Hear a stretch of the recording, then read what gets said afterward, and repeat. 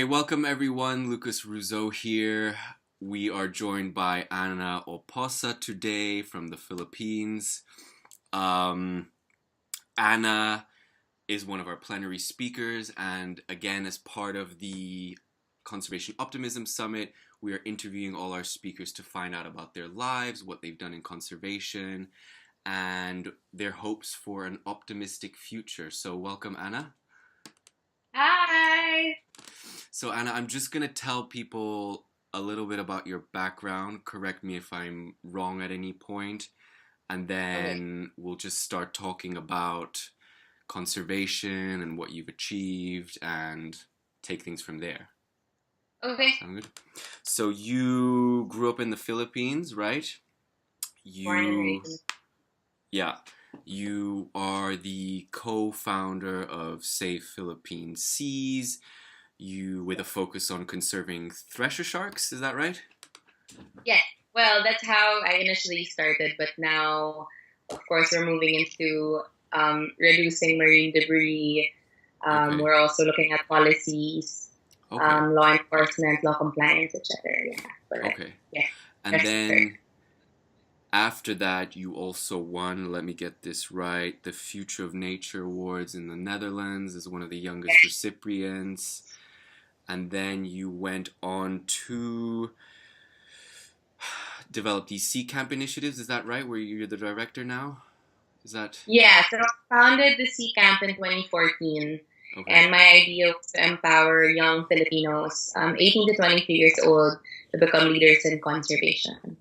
Okay, fantastic. So just thinking about your life, your background, how you got into conservation, like how did the journey start for you? Well, see, I grew up. My dad is the founder of environmental law in the Philippines, so I kind of grew up thinking that all fathers went to like forests and beaches and marine protected areas as their office. I thought that was normal. So I grew up always exposed to issues, and it feels like every dinner conversation would be about like environmental destruction and law enforcers and environmental laws.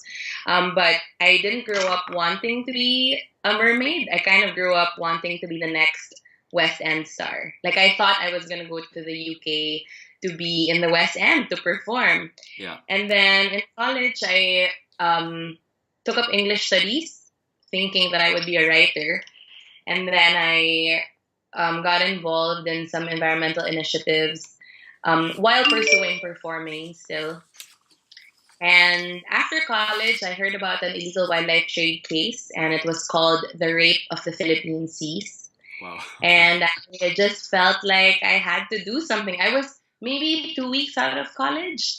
And like any other young person in a midlife crisis, a quarter life crisis, sorry, Yes. I just kind of wanted to do something that meant something to the Philippines.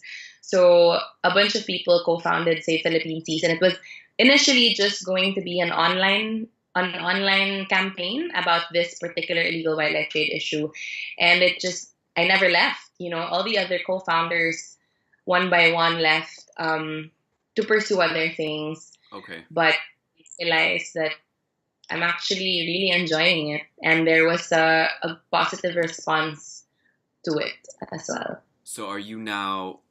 So they've all left. So are you now directing Philippine Seas on your own, or do you have a team with you? Or Well, I'm proud to say that we have grown 300%. We're now three people. yay. Um, I'm still, I still serve as executive director, which means I pretty much do all the partnerships. I manage all the projects, fundraising, and I oversee the finances. I have a project manager who handles all the logistics. So Yeah. if we have a project, he books all the flights and Yeah. contacts all the participants. And then I have a creative director who does all our campaigns and all our graphics.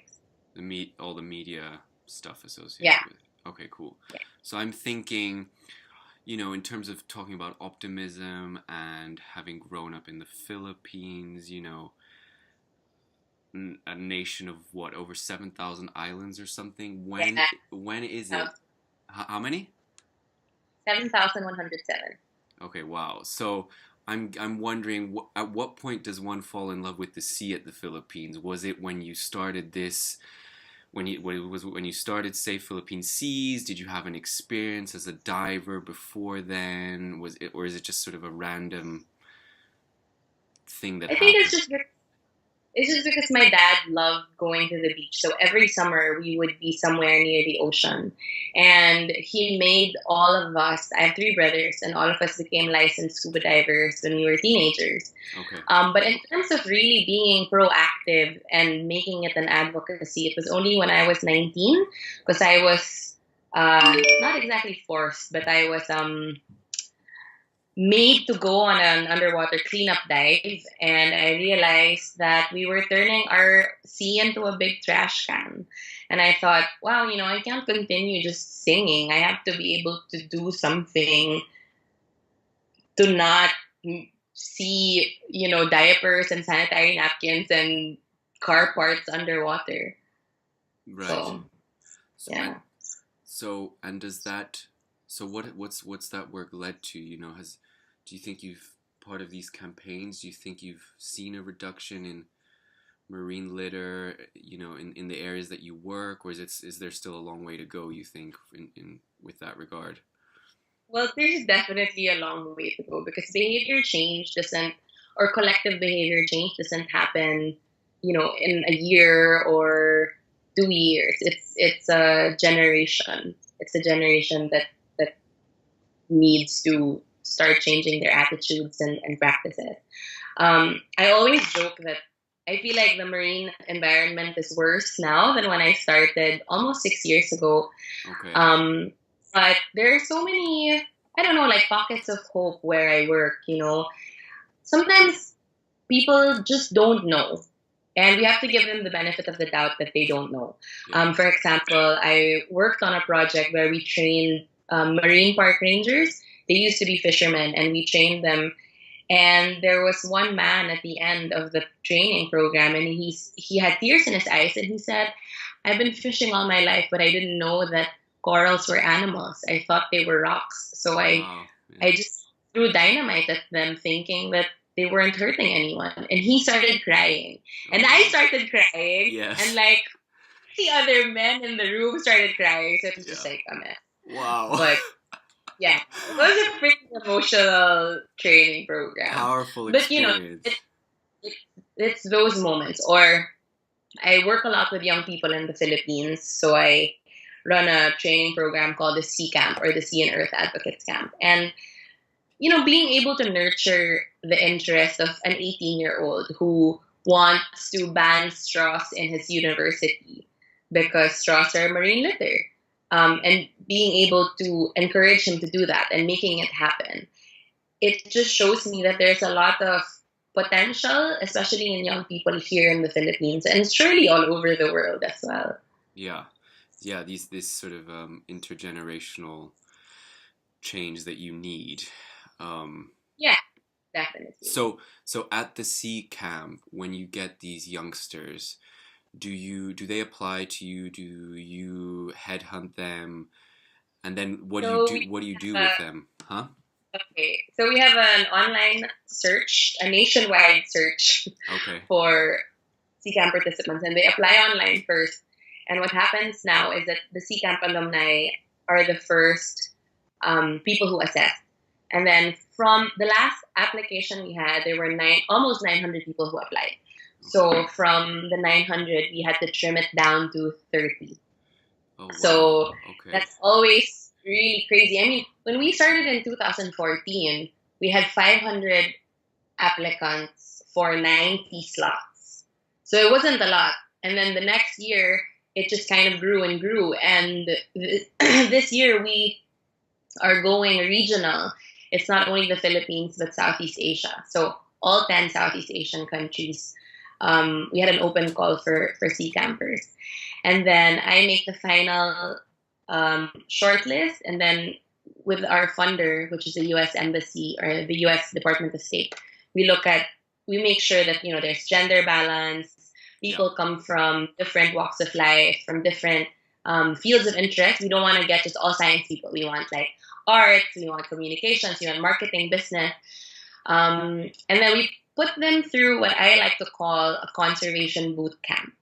Okay. So for 1 week, they undergo different activities. So they have like workshops on project management, public speaking. They get to meet scientists, NGO workers, community-based organizers. But what I feel makes the SECAM different is that, one, the participants have to implement a project during the SECAM. So prior to the SECAM, when they get selected, they have to virtually plan an activity. So it's, assessing law compliance of business establishments or teaching kids in the community about coastal issues. Yeah. And for them to be able to understand what it takes to be a conservation leader. You don't just wake up one day and Yes. and think that you're going to make a difference. It's a lot of hard work, and that's what we're trying to teach them. Okay. And then at the end of the SECAMP, they also get to pitch projects that they can implement in their communities. Okay. And we give them small grants to help them start their dream projects. So from, let's say, 25 people will select maybe 5 to 8 projects that we feel are outstanding and that are worthy of being funded. Okay. And have you had any, like, good successes with some of these projects? Like, do you know if they've led to some real change or like positive outcomes that you guys can, promote and spread this message further? Or yeah, so one of the things that one of the sessions that we have in the SECAMP is called Writing Letters to Leaders. Okay. Where they're all required to write a letter to a leader, whether it's the dean of their college or vice president of a company or just someone who they think has the capacity to make a difference. And just from there, we've already seen differences. Like, for example, we have one sea camper who wrote to McDonald's to decrease their plastic.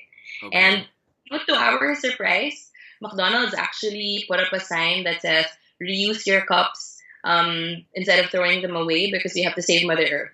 Something like that. Really? Wow. Yeah. So, amazing. it's just really empowering them with skills that they can use. And I always tell them, the skills you learn in the SECAM, public speaking, project management, writing a letter, these are things you're going to use for life. Like, they're not just for conservation, whatever path you pursue. And then in terms of the projects that we funded, so Straw Wars, which is obviously a play on Star Wars because we like our puns. Yes. He has succeeded, the proponent has succeeded in banning straws in their campus, in their school.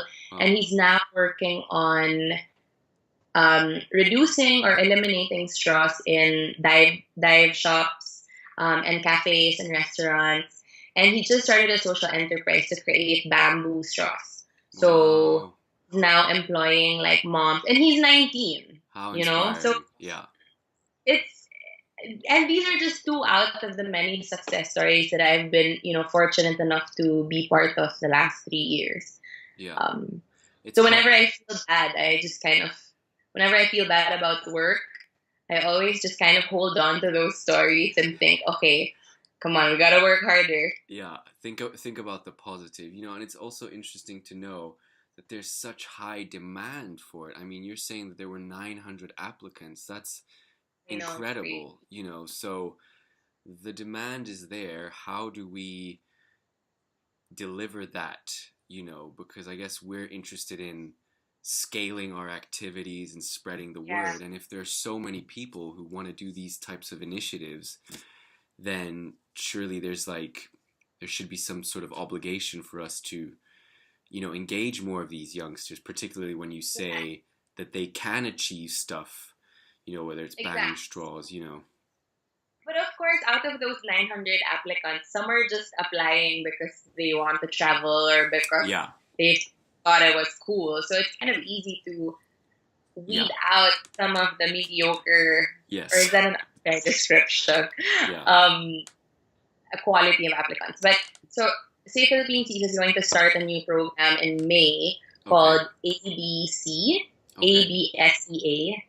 So, What's it? What's and it it's sort mean? of like the SECAM, Okay. but so it's like a pun on, now I know my ABCs, but it's like ABC, the C. Yeah. And it's teaching, it's an open program, so there's no like rigorous application process. But it's really just bringing, especially people from Manila, which is a very big city, to coastal areas.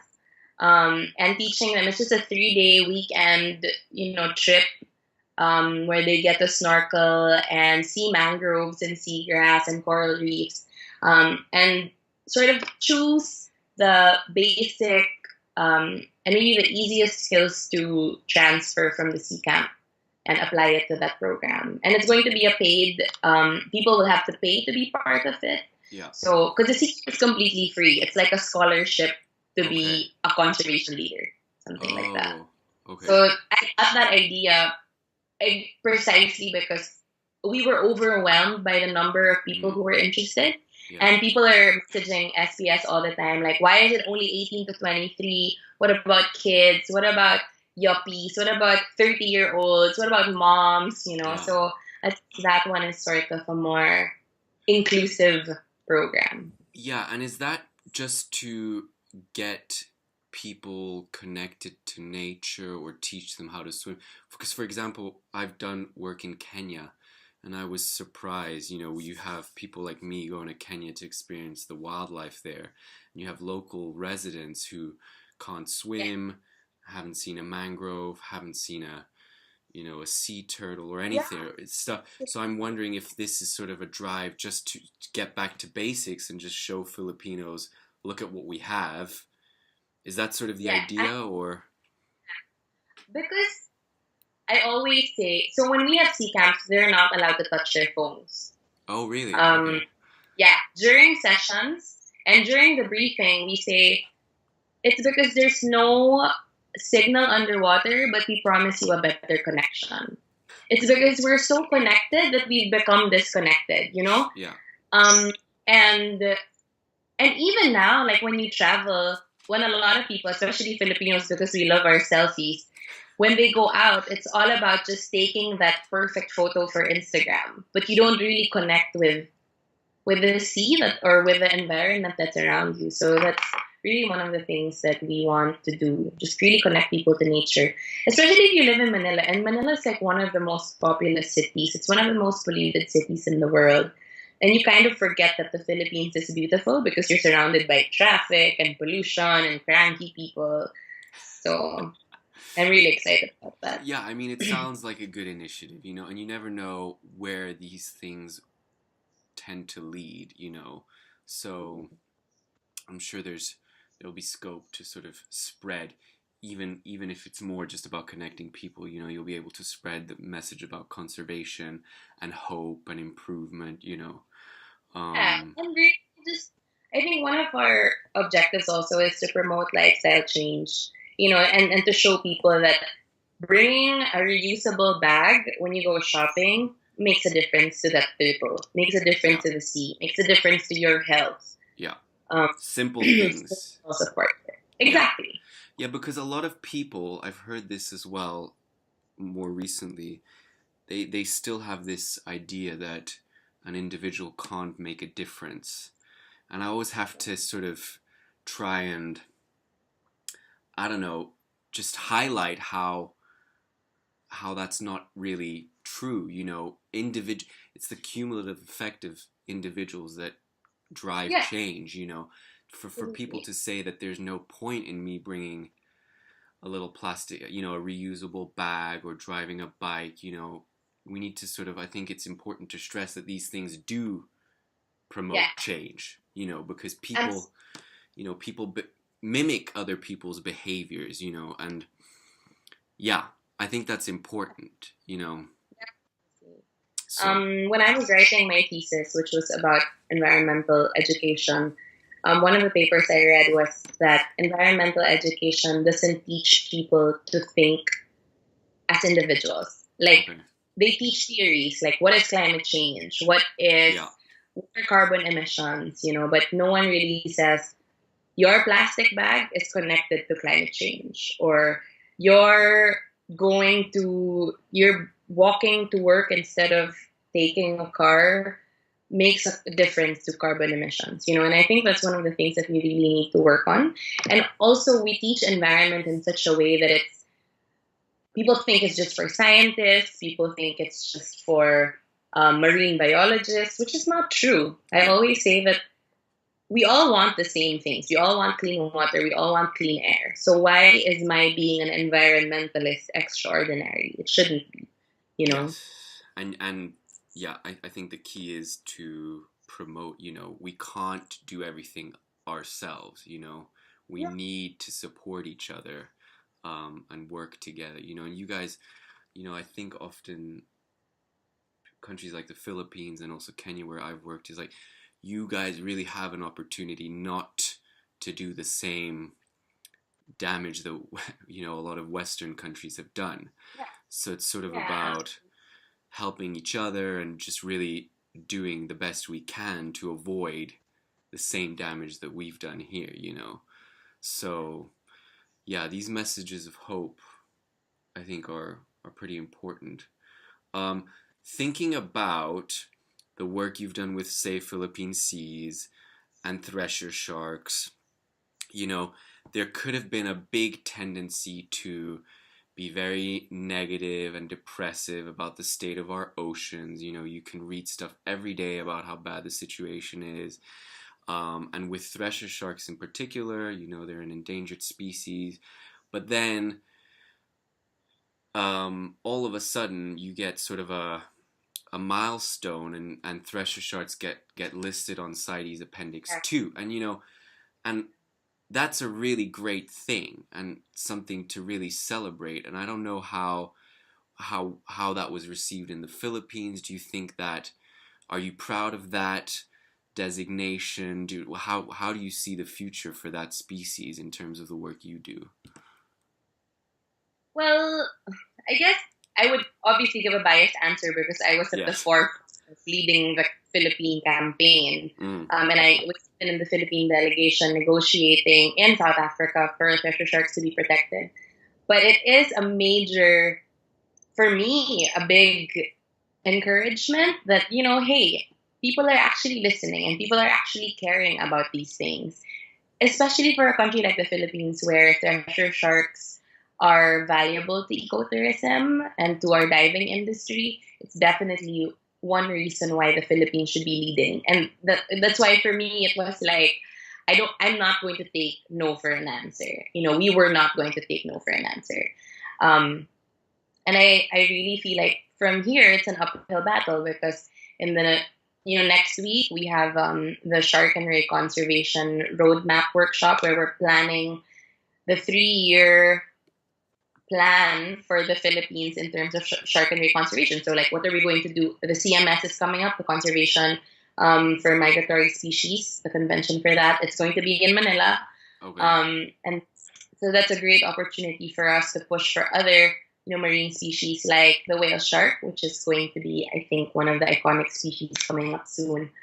And then we're looking at empowering and raising the awareness of younger people about marine issues and changing the perception of sharks into something more positive. Yeah. And then we're also going to look at drafting the first comprehensive, socially just and enforceable policy on shark and ray management and conservation. We can't pass any policies without government officials. We certainly can't enforce any policies without government officials. So they're definitely crucial in conservation work in the Philippines. It's not my favorite part of what I do because I started conservation work in the Philippines when I was 22. So I raised a lot of eyebrows walking into like a senator's office. Who are you? Yes. Who do you think you are? And I remember there was this one government official and he said, I didn't realize I would be meeting with someone so young. And I said, and beautiful? But absolutely. You know what I mean? Like, whatever. How did he But respond? Did he take it he well? was surprised. Yeah, he was surprised. But that was my point, Yeah, right? yeah.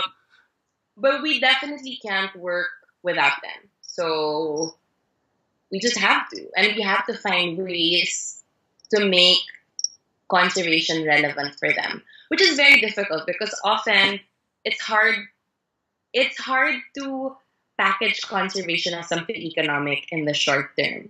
Yeah. Because, for example, you're going to debate about putting up a resort here, which is going to provide jobs and whatever, or like leaving it as is, Yeah.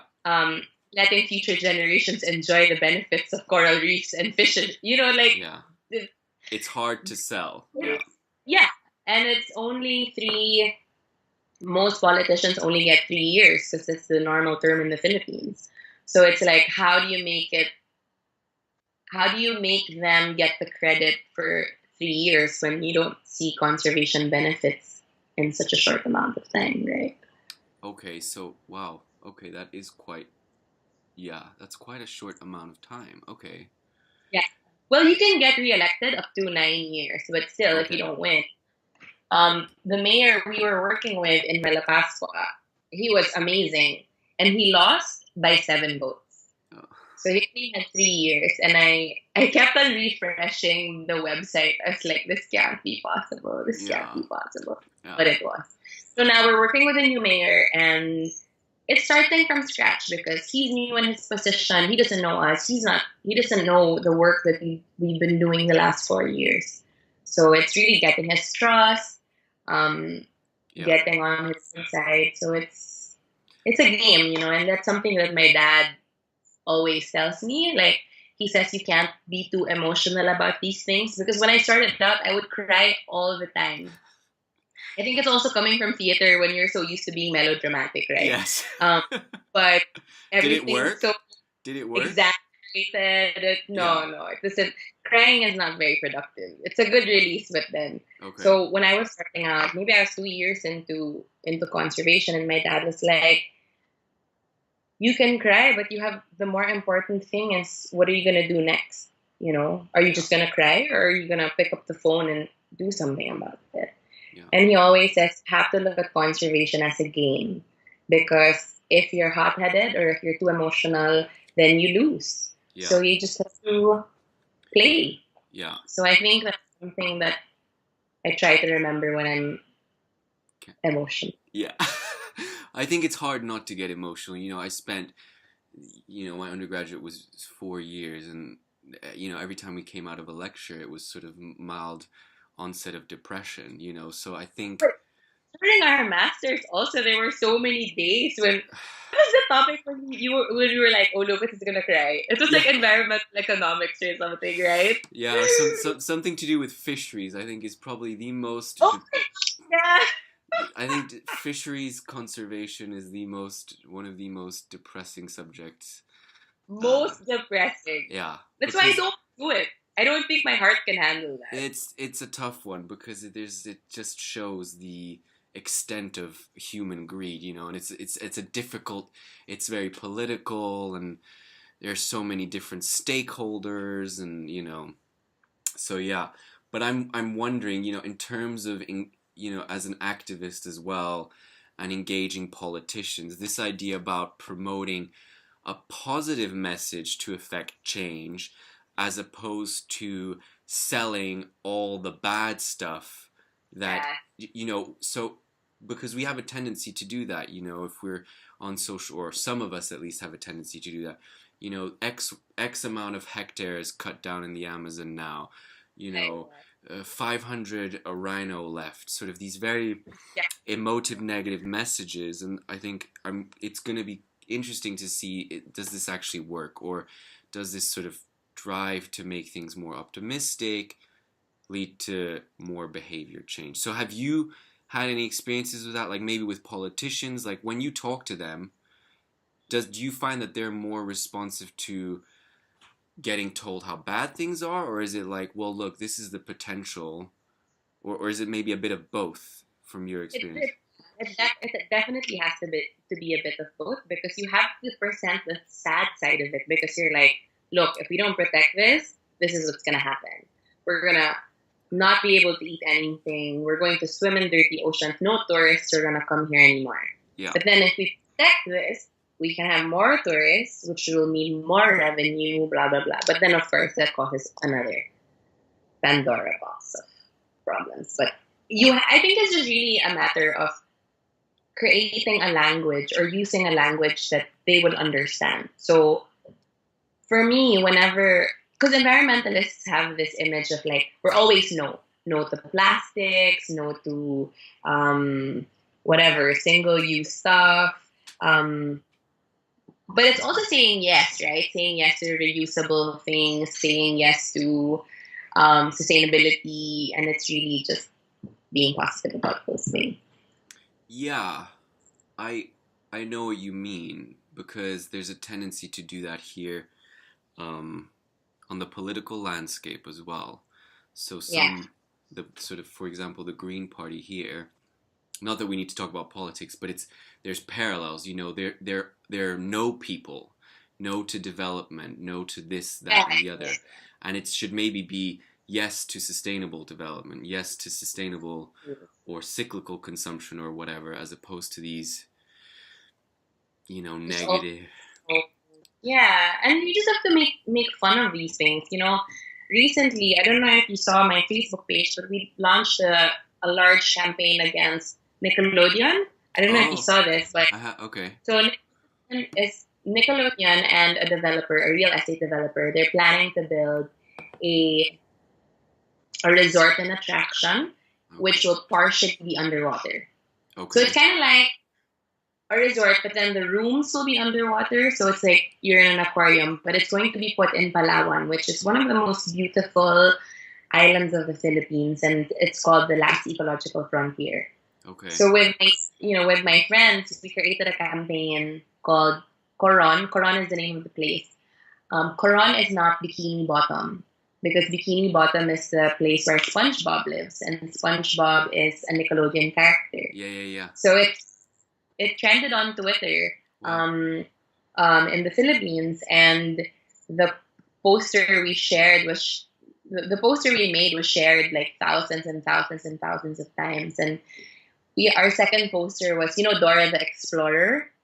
So she's also a Nickelodeon character. Yeah. And we created a poster that said, Dora said explore, not exploit.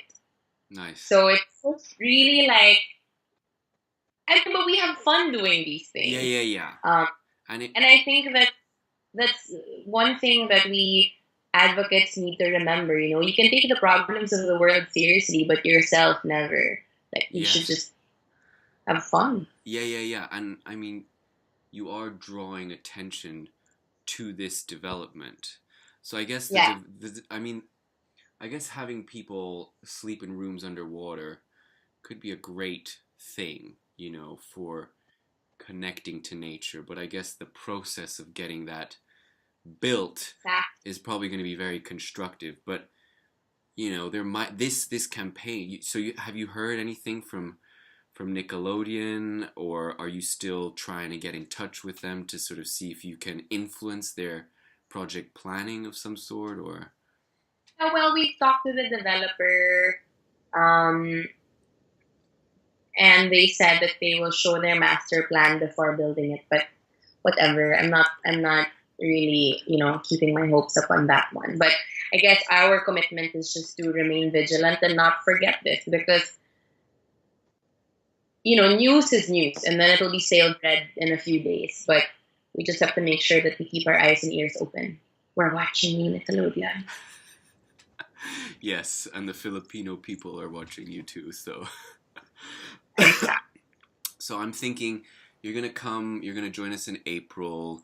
What do you hope? I'm excited! I know, it's gonna be great, because I think it's really gonna bring a lot of different people together, where we can talk about these issues. What do you hope that this sort of way of thinking will do for the future? Do you have any ideas about what change it could bring, or how we can promote this as a community more effectively, or stuff like that? That is a very beauty pageant question. Um, my hope for this summit, or what do you mean, like for life? Yeah, so like you're gonna be there. What message are you trying to promote to people attending? I like I that guess I beauty am. pageant question. I need to say world peace. Yes.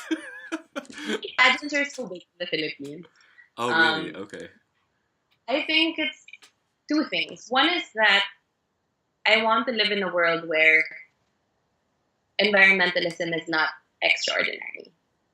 Because right now, environmentalists, we get awards, we get grants, we get recognized in the news, but then I want to become irrelevant. I want environmental advocates to become irrelevant because it means every single person in my country and in the world has understood that environmentalism is a way of life. It's not supposed to be an advocacy. It's not supposed to be a campaign. It's not supposed to be a project. And another one is, and this is so cheesy, and British people will find this cheesy, but there's a quote that I read, and it says, "Don't tell me that the sky is the limit because there are footprints on the moon."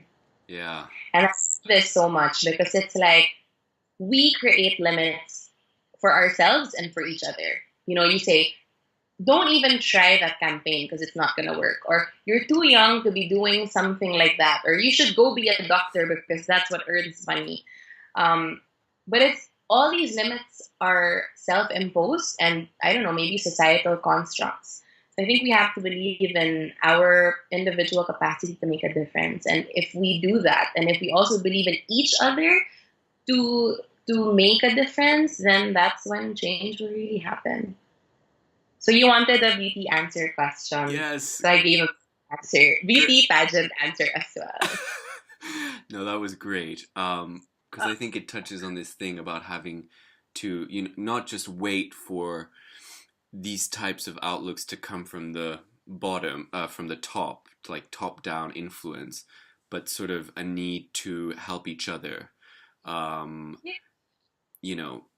we each other are feeling down or in a sort of negative mindset, to just remind each other that actually things can get better. We just need to keep trying.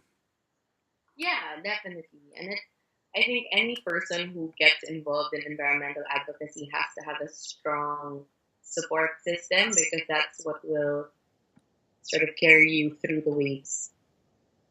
Wow. No, absolutely. What's an analogy? Yeah. But I mean, you are the queen of puns, so. Watch. Brace yourself. Because, a lot of these skills and perspectives are often lacking in our community. Maybe your background as an English undergrad has really helped. It has helped, right? Because your attitude is different. The way you communicate to people is different. The things you talk and the way you talk about them is different. People remember you because of these humoristic puns you put in your talk. So, it's true. I remember when you first spoke to us during the MSc. It was this is great. So there is that need to sort of learn lessons from one another and just sort of not have this negative outlook always, which I think is, again, like what we said in the beginning, is maybe intergenerational. I know a lot of us are maybe more optimistic than people who have been working for 30 years, which is probably normal, right? So yeah. So I think there is reason to be hopeful. But again, it's just about making sure we achieve what we want to achieve before it's too late. But I think... Yeah. And it's also the kind of hope that we have. It has to be a very grounded kind of hope, not a very airy fairy, the world is perfect, we're all going to be okay. I mean, yes, we're all going to be okay, depending on your definition of okay, but it's also hope within